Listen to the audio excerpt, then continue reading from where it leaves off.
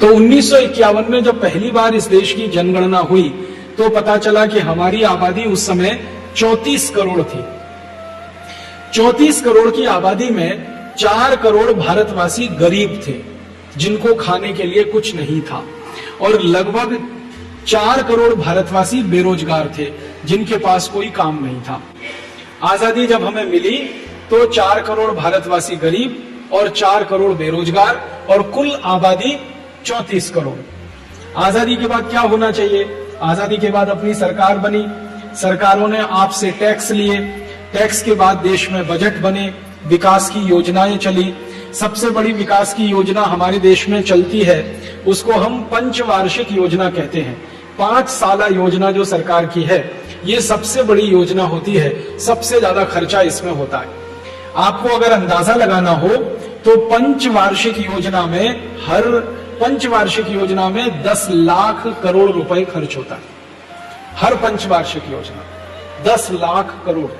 और हमारे भारत में आजादी के बाद 10 से 11 पंचवार्षिक योजनाएं पूरी हो चुकी हैं। अभी जो समय चल रहा है 12वीं पंचवार्षिक योजना का चल रहा है। तो 11 तो पंचवार्षिक योजनाएं पूरी हो गई। एक पंचवार्षिक योजना में लगभग 10 लाख करोड़ का खर्चा होता है, तो 11 पंचवार्षिक योजनाओं में 110 लाख करोड़ रुपए खर्च हो चुका है। 110 लाख करोड़।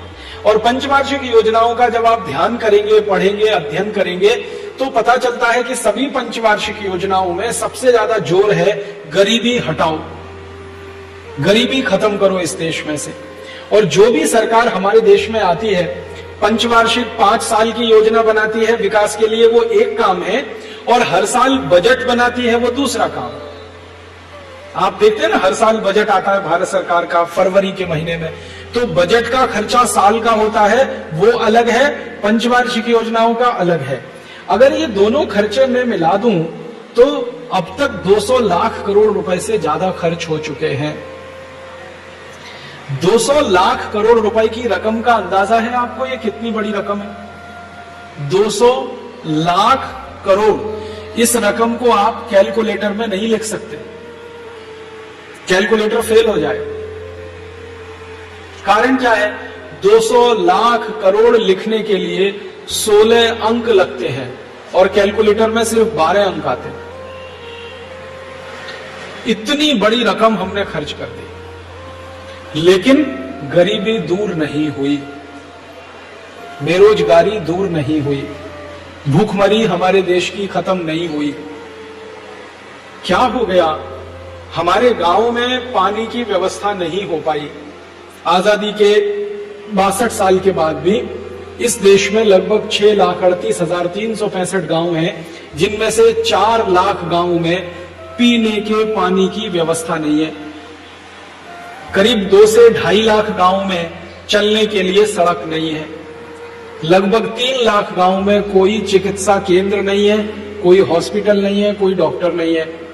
आधे से ज्यादा गांवों में स्कूल नहीं है, और जहां स्कूल है ऐसे 90% स्कूलों में पेशाब करने की जगह नहीं है।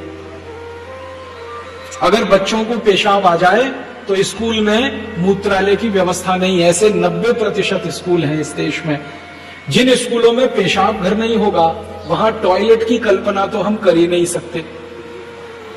हमारे देश की आजादी के 50 साल के बाद भी 50% भारतवासी हैं जिनको लिखना पढ़ना नहीं आता, निरक्षर है। 70 करोड़ से ज्यादा भारतवासी हैं जिनकी इलाज पर खर्च करने के लिए सरकार के पास 1 रुपया भी नहीं है। क्या हुआ है हमारे देश को?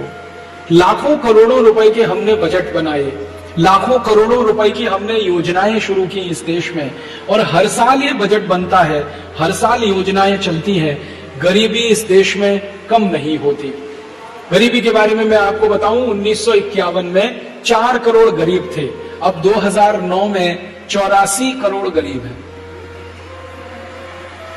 अगर गणित का सीधा हिसाब निकालें, ये सब विद्यार्थी गणित पढ़ते हैं, 4 करोड़ गरीब थे, अब 84 करोड़ गरीब हो गए, तो गरीब कितने बढ़ गए? 80 करोड़। और अगर गुने में पूछूं मैं, कितने गुने बढ़ गए? 21 गुने। बढ़े कि नहीं? 4 करोड़ से 84 करोड़, 21 गुने ज्यादा गरीब हो गए और 80 करोड़ ज्यादा गरीब हो गए। क्या हो गया? हमने तो गरीबी खत्म करने के लिए लाखों करोड़ों खर्च किए हैं, गरीबी तो बढ़ती जाती है। बेरोजगारों की बात करें, 1951 में इस देश में 4 करोड़ बेरोजगार थे, अब 2009 में 60 करोड़ है। तो बेरोजगारों की संख्या 56 करोड़ बढ़ गई। और अगर गुने में बात करें तो 15 गुने ज्यादा बेरोजगार हो गए लोग। तब आपके मन में यह आएगा कि गरीबी बढ़ गई, बेकारी बढ़ गई, भूखमरी बढ़ गई, तो यह शायद इसलिए होगा कि आबादी बढ़ गई इस देश की, जनसंख्या बढ़ गई इस देश की। तो जरा हम पता करें कितनी जनसंख्या बढ़ गई। जब 1951 में हमने जनसंख्या का पहली बार सर्वेक्षण कराया तो पता चला हमारी आबादी 34 करोड़ थी। अब हमारी आबादी है 115 करोड़। तो 34 करोड़ से 78 करोड़ हो जाए तो आबादी 1 गुनी बढ़ी, और 78 करोड़ में और 34 करोड़ जोड़ दो तो आबादी 2 गुनी बढ़ी, और जोड़ दो तो 3 गुनी से ज्यादा तो आबादी नहीं बढ़ी ना। तो आबादी बढ़ी 3 गुनी, तो गरीबी 21 गुनी क्यों बढ़नी चाहिए? आबादी जितनी बढ़ रही है गरीबी इतनी बढ़नी चाहिए। आबादी 3 गुनी बढ़ी तो गरीबी 3 गुनी बढ़नी चाहिए। तो 4 करोड़ गरीब थे तो 12 करोड़ हो जाने चाहिए। 84 करोड़ कैसे हो गए? और जैसे बेरोजगारी की बात हम करें तो बेरोजगार 4 करोड़ थे, 3 गुने बढ़कर 12 करोड़ हो जाने चाहिए। बेरोजगार 60 करोड़ कैसे हो गए? यह गंभीर प्रश्न है। इसका मतलब यह है कि आजादी के 62 साल के बाद इस देश में जो कुछ हुआ है उसने ना तो गरीबी मिटाई, ना बेरोजगारी मिटाई, ना भूखमरी मिटी इस देश की। आज भी इस देश में 50% बच्चे मां के पेट से जन्म लेने के बाद तीसरे महीने में मर जाते हैं, क्योंकि माता उनको दूध पिलाने की स्थिति में नहीं होती, क्योंकि मां के शरीर में दूध नहीं बनता, क्योंकि मां को खाने के लिए खुराक नहीं मिलती। ऐसी स्थिति 50% बच्चे अभी भी इस देश में जन्म के तीसरे महीने में मर जाते हैं। तो क्या हो गया हमारे देश को? यह गंभीर प्रश्न है। हम अक्सर आपस में चर्चाएं करते हैं, गांव-गांव जाने के लिए सड़क नहीं है, बिजली नहीं है, पानी नहीं है, हॉस्पिटल नहीं है, कोई छोटी से छोटी सुविधाएं भी हम हमारे गांव को क्यों नहीं दे पा रहे हैं? ये गंभीर प्रश्न है। इसी गंभीर प्रश्न का जब अध्ययन करने और समाधान खोजने की हम लोगों ने कोशिश की तो पता चला कि भारत में आजादी के 62 साल में सरकार ने पैसे तो बहुत इकट्ठे किए, आपसे टैक्स लेकर, मुझसे टैक्स लेकर, पैसे इकट्ठा करने में कोई कमी नहीं छोड़ी सरकार। हर साल आपसे टैक्स लेती है सरकार। यहां कुछ उद्योगपति बैठे होंगे, व्यापारी बैठे होंगे, सरकार आपसे इनकम टैक्स ले लेती है, सरकार आपसे कॉर्पोरेट टैक्स ले लेती है, एक्साइज ड्यूटी ले लेती है, वैल्यू एडेड टैक्स के रूप में पैसा ले लेती है, रोड टैक्स ले लेती है, टोल टैक्स ले लेती है, हाउस टैक्स ले लेती है। 64 तरह के टैक्स सरकार आपसे ले लेती है, उसमें कभी कमी नहीं छोड़ती सरकार। कभी ऐसा हुआ कि सरकार ने आपको बोला कि इस साल टैक्स माफ छोड़ दो, नहीं देना, 1 साल टैक्स नहीं लेंगे।